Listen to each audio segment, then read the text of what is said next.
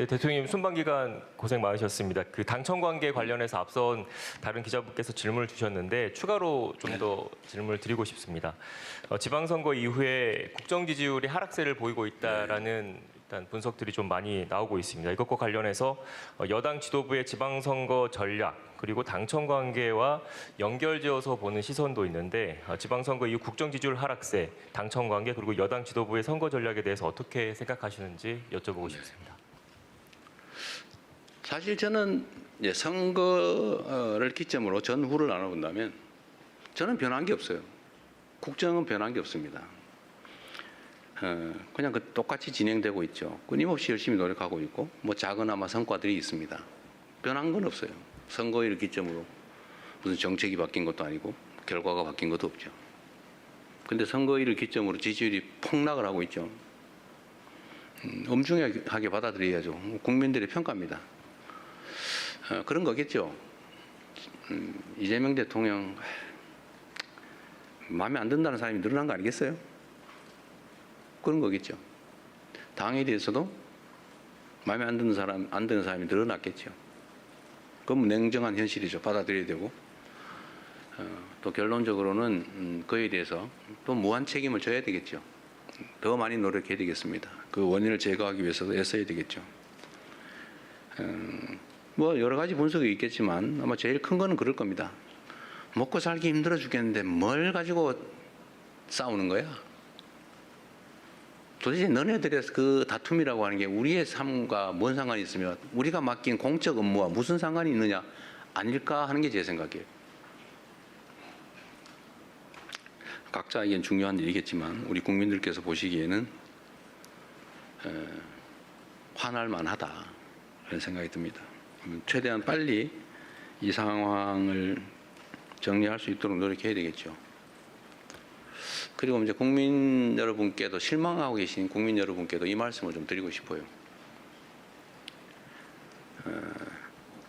우리가 어떻게 하면 더 나은 상황에서 더 효율적으로 더 국민들을 위해서 국가를 위해서 주어진 원래의 책임을 잘할 수 있을까를 탐구하는 과정이다 라고 이해를 좀 해주시면 좋겠습니다. 최소한 저를 포함한 정부는 그래요. 이 일을 대면하는 입장에서 우리는 나름 최선을 다했지만 어쨌든 국민들께서 우리가 기대하는 만큼의 선택을 하해 주지 않으신 거죠. 그건 현실이지 않습니까? 그래서 어쨌든 생기는 문제들, 논쟁도 있고 또 해석을 둘러싼 다툼도 있고 대책을 둘러싼 논쟁과 다툼도 또 있는 거죠. 그러나 그조차도 더 나은 대한민국, 민생 문제, 민생 경제에 더 나은 진전, 더 나은 결과 이걸 만들기 위한 노력입니다. 뭐 제가 선거 얘기를 하면 일단 선거법 위반이라고 공정 의무 위반에 해당될 수 있다고 그래서 선거 얘기를 못하게 돼 있다고 그러네. 여기서 답을 해도 안 된다고 누군가 민주당의 선거를 위한 얘기를 하면 안 된다고 그래서 더 이상 말하기가 좀 어렵습니다. 그러나 분명한 거는 당은 더 많은 국민의 지지를 얻기 위해 노력해야 된다. 다른 요소를 찾기보다는 같은 요소를 찾기 위해서 노력해야 된다. 그래서 제가 이런 면에서 민주당 내의 경쟁과 갈등에 대해서도 한 말씀 꼭 드리고 싶어요. 그 원수 싸우듯이 하지 마십시오. 거기에 그 같은 입장에 있는 같은 진영이라고 하는 울타리 안에 있는 사람들끼리 경쟁을 하는 게 아니라 전쟁을 했어야 되겠습니까? 모욕하고 헐뜯고 없는 사실 만들어가지고 공격하고 그러니까 또 억울하다고 또 이쪽이 또 뭐 그러고 왜 그렇게 합니까? 경쟁을 해야 됩니다. 경쟁을 합리적 경쟁을 있는 사실의 기초에서 논쟁하고 경쟁해야 됩니다. 없는 거 지어내지 마세요. 허수아비 전법이라고 없는 사실을 지어낸다면 거기다 막 공격하고 그래서 다른 옆에서 보는 사람이 저기 진짜 있나 봐. 이것도 하나의 테크닉이라고 생각하는지 모르지만 그 나쁜 짓이죠. 다시 서로 회복할 수 없어요. 나중에 그건 전쟁이죠. 또 모욕하지 마세요. 뭐 왜 그렇게 서로 모욕하고 폄하하고 꼭 숨어가지고 그런 사람도 있어요.